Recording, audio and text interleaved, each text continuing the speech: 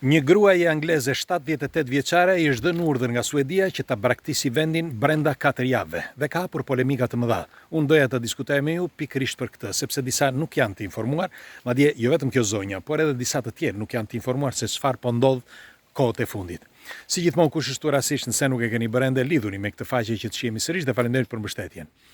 Atëherë, një grua 78 vjeçare, pothuajse 80 vjeçe, angleze, pra me pasaportizim anglez, kishte 20 vjet që jetonte në Suedi me të birin e saj, sepse në vitin 2000, okay, jo në vitin 1999, mos gaboj, I biri saj u shkëput dhe shkoi në Suedi për punime. Dhe për punë ishte ende I ri në atë kohë dhe ai her pas her shkonte dhe vinte. Pastaj me kalimin e kohës qëndroi aty për një kohë të gjatë derisa u vendos sistematikisht në Suedi. Mirpo zonja shkonte shpesh, her pas here shkonte, shikonte dhe nipat e mbesat, por në vitin 2023 kur burri I saj vdiq, ajo u shkëput në mënyrë përfundimtare për të jetuar bashkë me djalin e saj në Suedi.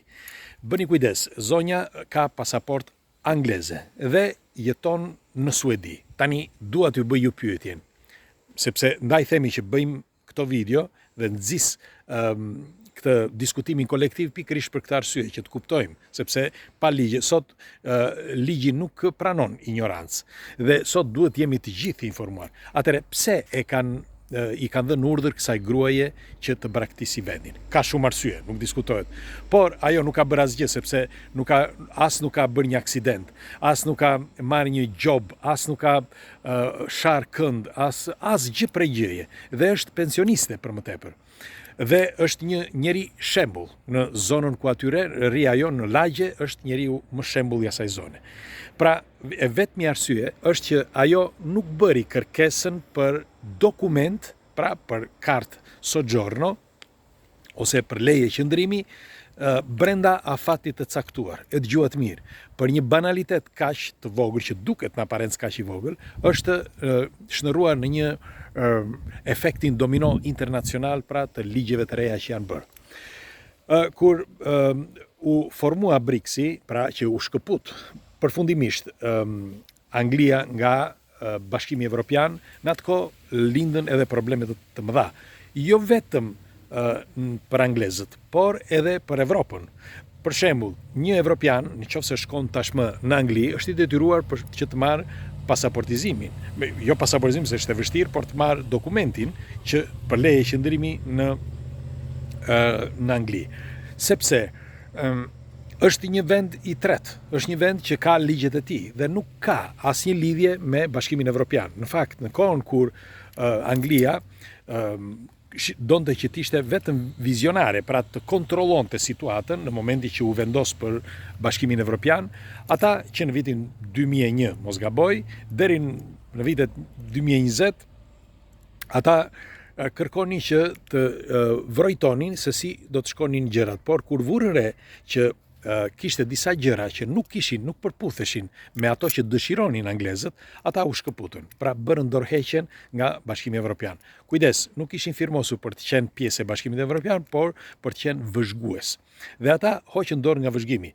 Për të hequr dorë kaluan vite, nuk ishte vetëm një moment I shkurtër, sepse nuk donte kush që t'ikte Anglia, donin që t'ishte pjesë, por Anglia nuk mori pjesë. Por nga I moment filluan që u bën ligje. Dhe duke qenë dy shtete të ndara, tashmë sepse quhet Shtetet e Bashkuara të Evropës, njëkohësisht Anglia është veç Shtetet e Bashkuara të Anglisë, janë dy vende të ndryshme dhe janë të detyruara që t'i përputhen, t'i përshtaten ligjeve të tyre. Për shembull, në Angli, ti nuk mund të qëndrosh dot edhe sikur ti jesh I pasur. E dini këtë apo jo? Pra ti edhe po ti jesh I pasur nuk qëndron dot, nuk është si Amerika. Për shembull që ti nëse depoziton tashmë nuk është më $300,000, por më duket $500,000. Nëse ti depoziton në një bankë amerikane $500,000, askush nuk të pyet se nga vijnë këto të ardhura dhe ti futesh në rangun e atyre që jetojnë mirë, pra në Shtetet e Bashkuara të Amerikës. Por njëkohësisht japin edhe kartën green card. Dhe është shumë me thjesht. Por në Angli kjo nuk funksionon. Pra kanë disa ligje shumë të rrepta.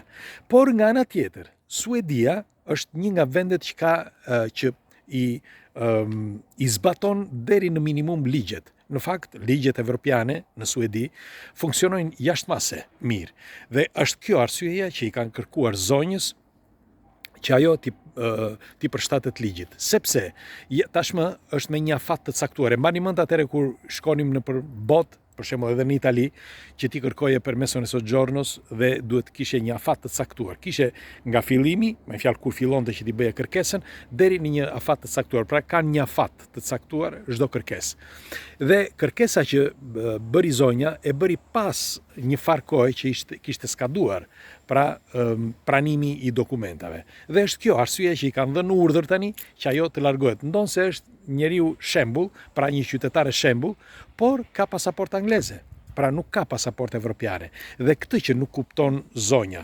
Ka bërë polemika të mëdha, ka qenë për intervista, nuk e di e keni para apo jo, kanë folur gazeta, revista, sepse ka pak që ka ndodhur, pak ditë, dhe polemika kush është? Atë që nuk e kuptojnë disa vende, për shembull, jo vetëm sepse disa ja hedhin fajin Suedis. Suedia është një nga vendet më të rregullta. Bile do t'ju them, 2500, do t'ju them për zonjën, 2500 kërkesa anglez, pra që jetojnë aty, i ka hedhur poshtë, sepse nuk ishin në linjë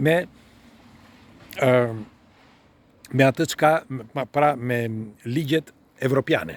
Dhe nuk është një numër i vogël, është një numër i madh. Nuk ka pranuar 2500 kërkesa të anglezëve po flas. Por po thoshja, shumë anglezë dhe vende tjera, që janë vende më të zhvilluara, nuk janë mësuar me këto gjëra, pra me punën e dokumentave. Dhe ky është problemi kryesor. Sepse edhe shumë shqiptar, për shembull, kur shkojnë diku, kërkojnë që të interesohen tek një shok, tek një mik apo ku ta diun. Duhet të interesuar në organizatat kompetente ose në autoritetet kompetente, sepse ligjet ndryshojnë çdo ditë. Dhe është mirë që të jeni të informuar. Tjetra është që nëse me kalimin e kohës, unë kam thënë dhe paracakosh, nuk është një parashikim profetik, por është një parashikim i sakt që me kalimin e kohës kufit do të mbyllen. Do të mbyllen jo në atë formë si ishim më përpara, por do të mbyllen dhe do të ketë kontrolle më të rrepta. Dhe kontrollet do fillojnë që nga gjeneza, pra nga vendi ku ti ke lindur, aty ku ti gjithë surin tënde dhe ku ke jetuar, sa ke jetuar, të gjitha do të bëhen llogaritje dhe do të ketë një rreptësi në dhënien e dokumentave. Madje edhe hyrje dalje në përvende. Kjo do të ndodh pas vitit 2030. Për shumë arsye, sepse arsyeja e parë është që duhet të ketë një rend të ri të vetëm. Dhe nëse nuk janë pjesë të këtij grupi, pra për shembull të Bashkimit Evropian, apo ndoshta edhe të amerikan, sepse keni dhe ata të Azis, pra Rusin, Azia që ka bërë një grup tjetër, pra nëse nuk je pjesë e atij grupi, kudo qofsh ti nuk ke të drejta. Nuk ke të drejta, do të hiqen të drejta. Këto të drejta ti kujton se i ke, sepse ti ecën me ato parimet e dikurshme, pra të viteve më përpara, por duhet të dini që ligjet ndryshojnë çdo ditë. Dashmi që të jeni të informuar. Dhe kur të vi momenti që do të ketë këto çrregullime, si mund të quhet, se ka shumë diell, në momenti që do të ketë shumë çrregullime të tilla të ligjit, atëre vetëm atëre do të hyjnë në punë, me fjalë ajo lista që mund të fusë Shqipërinë në Bashkimin Evropian, sepse deri tani nuk ka përmbushur asgjë Shqipëria për të futur në Bashkimin Evropian.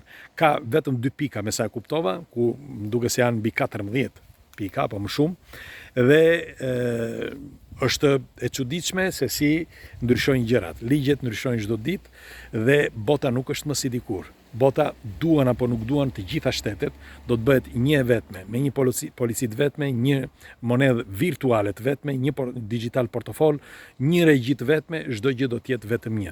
Dhe me dashje apo pa dashje, me kalimin e kohës, që të gjithë do ta pranojnë. Dhe është ky fakti që disa nga këto vende, si për shembull kjo zonja nga Anglia, që nuk i kupton disa ligje, sepse nuk është mësuar. Ajo është mësuar që të jetë gjithmonë të shkoj pa problem diku, për shembull gjithë anglezët, sepse kanë zaptuar në ndër vite gjithë botën dhe nuk kanë patur nevojë. Dikur kishin nevojë për viza, por edhe vizat ja u dërgonin, i merrni direkt në shtëpi, ose më përpara akoma shkonin atje, i vënë një vulë dhe ja morën vizën.